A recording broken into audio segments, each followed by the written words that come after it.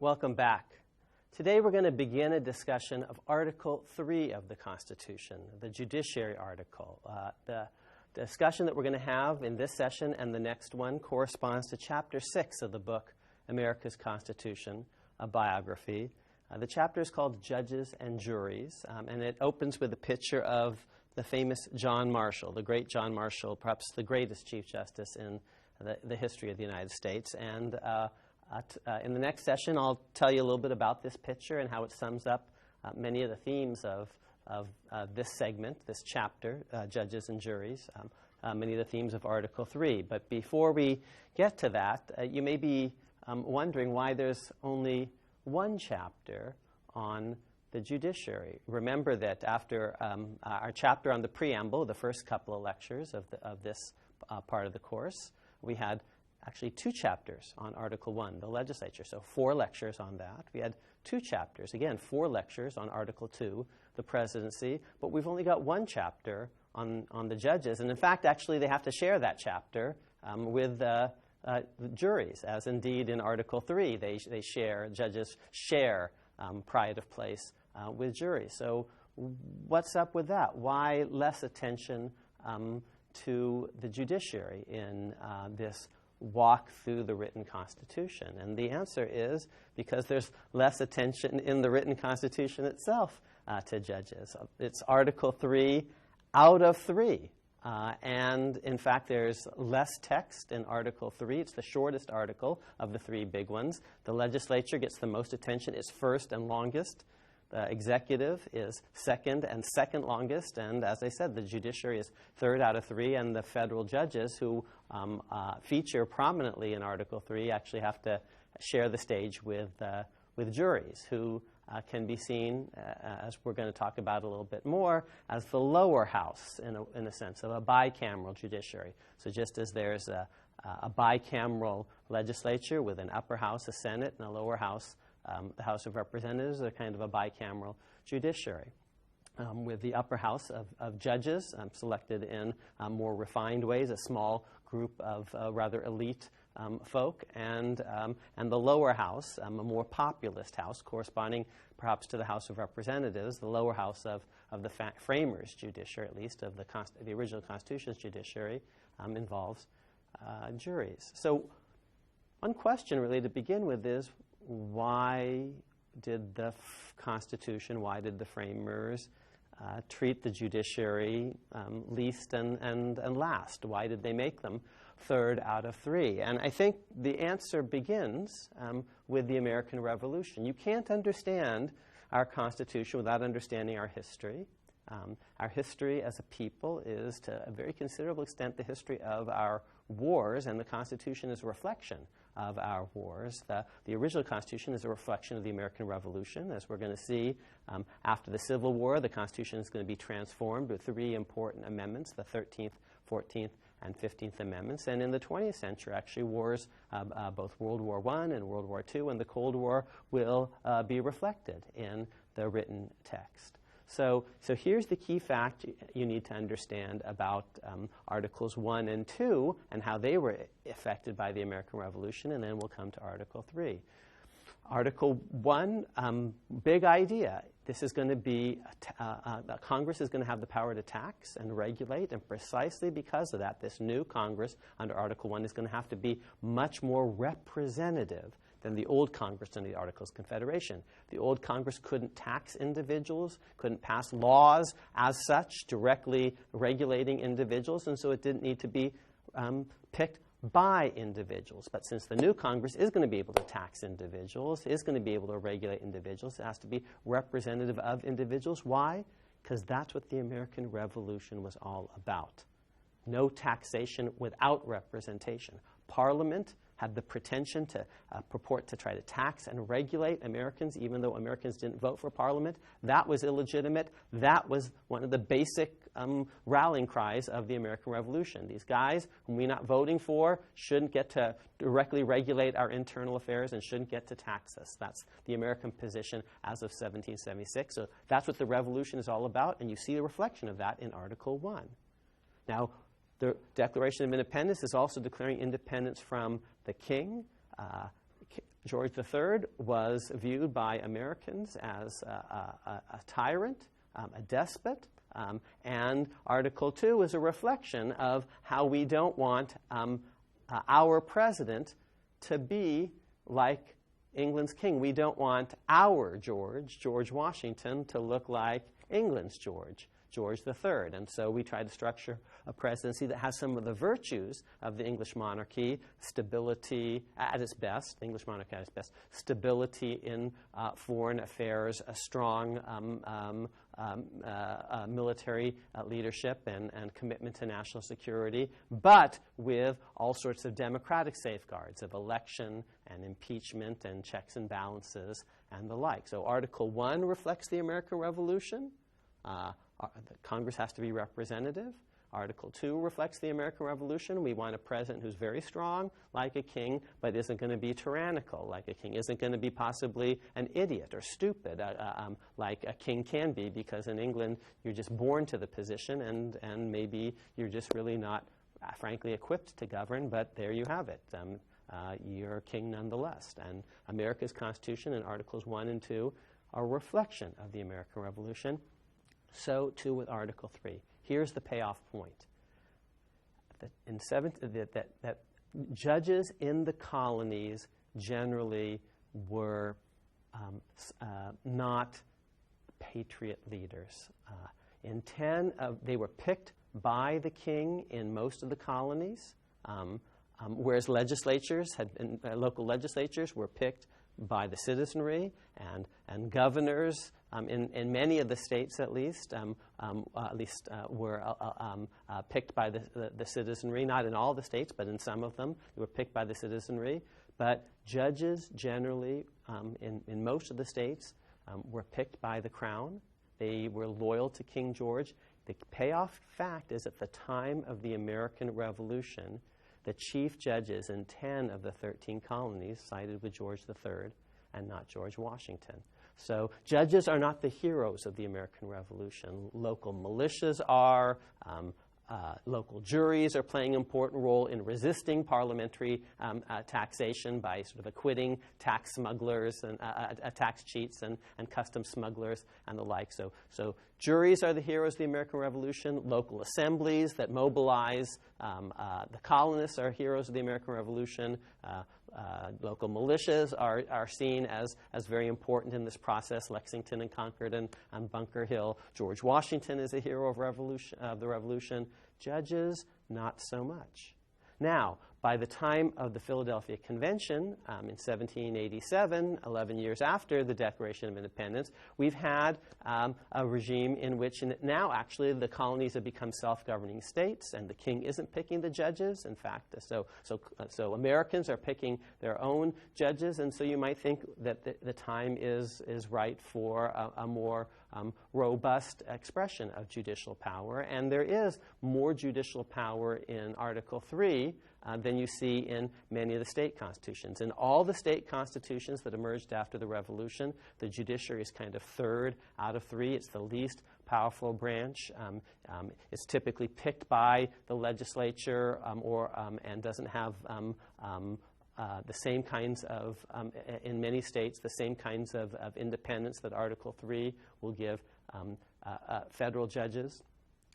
In only one state, Massachusetts, does the Constitution have 3 separate sections of the Constitution for the 3 branches of government, and even then, typically, the judiciary is third and with the least amount of text in that Constitution. So, in the state constitutions, the judiciary tends to be sort of a very weak branch vis-a-vis the legislature. In many of the state constitutions, governors were quite weak. These were state constitutions dominated by the legislative branch. Now, by the time of the Philadelphia Convention, a lot of the Federalists, the supporters of the Constitution, think that these state constitutions are actually bad because they have imbalanced power structures. The legislatures are too powerful, and there's not enough of a check on them. I think of the 39 people who were at Philadelphia, 6 39 signers of the Constitution at Philadelphia.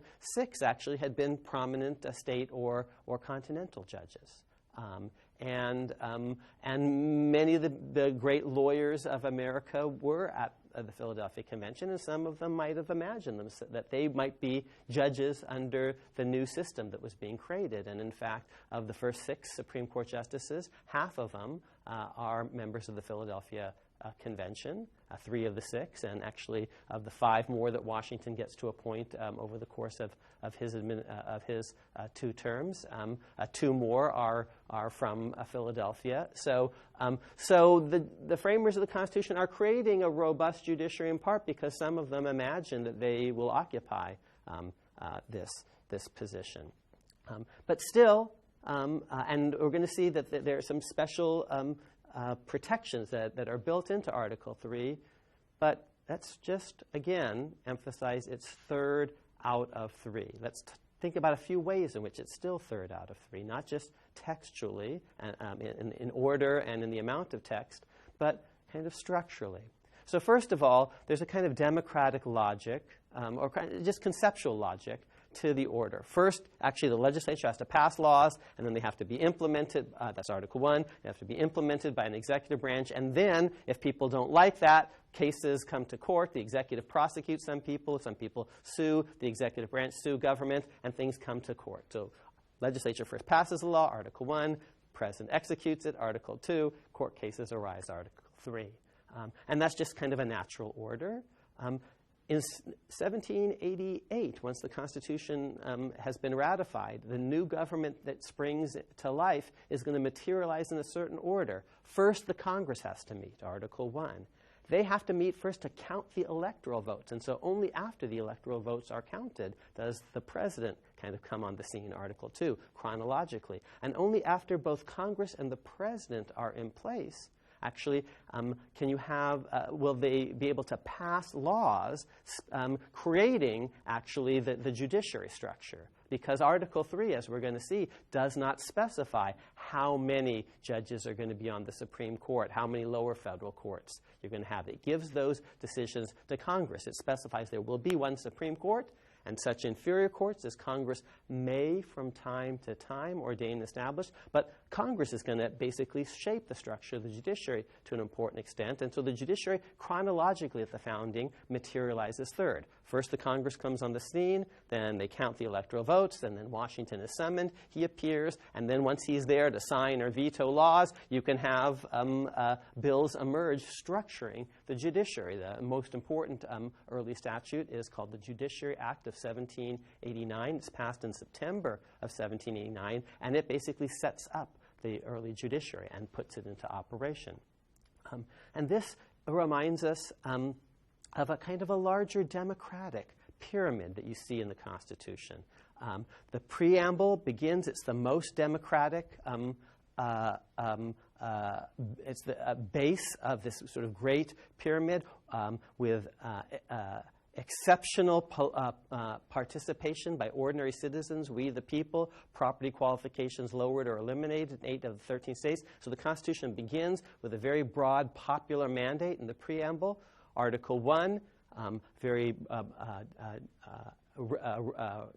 popular branch of government, Congress being created. Article 2, a little bit more removed from the people, the executive branch, with a more indirect means of election through the Electoral College.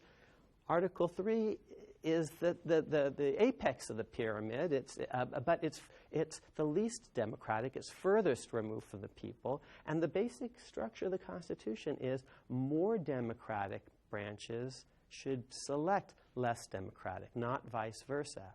So, for example, judges don't pick other judges. Presidents pick judges. And judges don't pick their chief justice. Actually, politicians do. In the House of Representatives, the politicians pick their own speaker. The Senate picks their own presiding officer, President pro tem or Senate majority leader. So in the legislature, each branch picks its own leaders. but the judges don't pick the Chief Justice. They don't get to pick that. In the legislature, well, let's take the executive branch. Presidents get to pick cabinet officers, their assistants, but justices don't get to pick lower judges.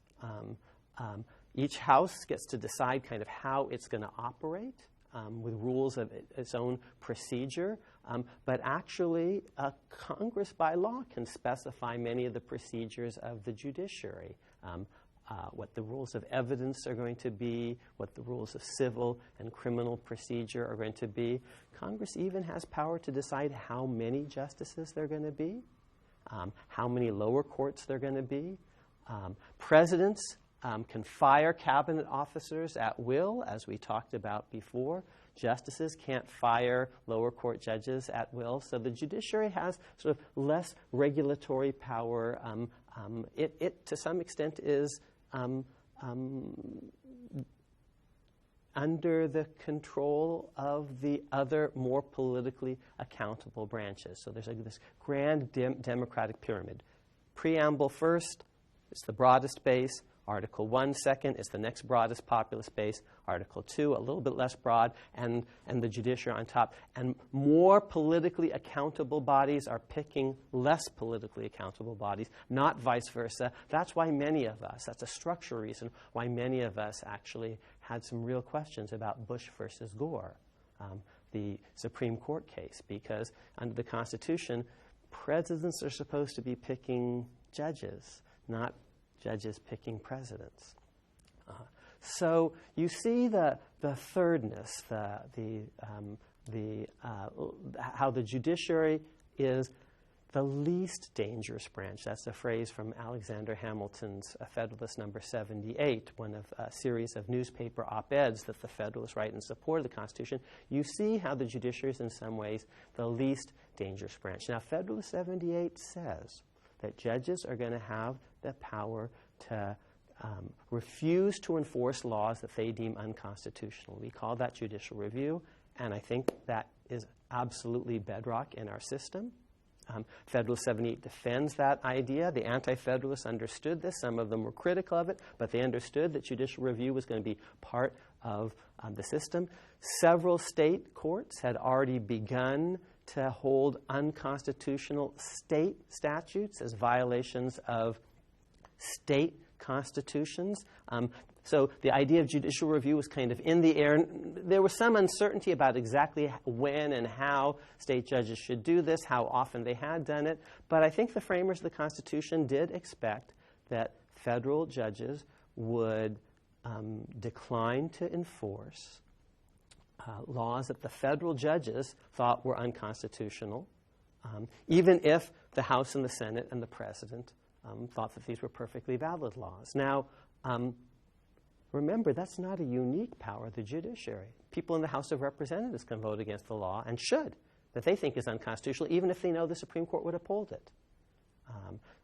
And so too with the Senate. So even today, after the Supreme Court has upheld the Obamacare legislation, it's perfectly permissible for members of the House and Senate to say, we still think it's unconstitutional and we're going to try to repeal it.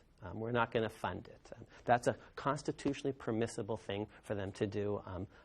Now, I happen to think, and we can get into this later perhaps, so that the statute, the Obamacare statute, is not unconstitutional, but our system of government creates multiple checks and balances against an arguably unconstitutional law. The House can vote against it, and if the House votes against it, it doesn't become a law, even if the court would uphold it. And so too with the Senate, and a president can veto it, and he can pardon people who are convicted under statutes that he thinks is unconstitutional. Even after judges have upheld convictions, presidents can pardon people. Thomas Jefferson pardons people convicted under the Sedition Act, even after the Sedition Act of 1798, part of the Alien and Sedition Acts, because Thomas Jefferson thinks that's an unconstitutional statute, even though courts have upheld that statute.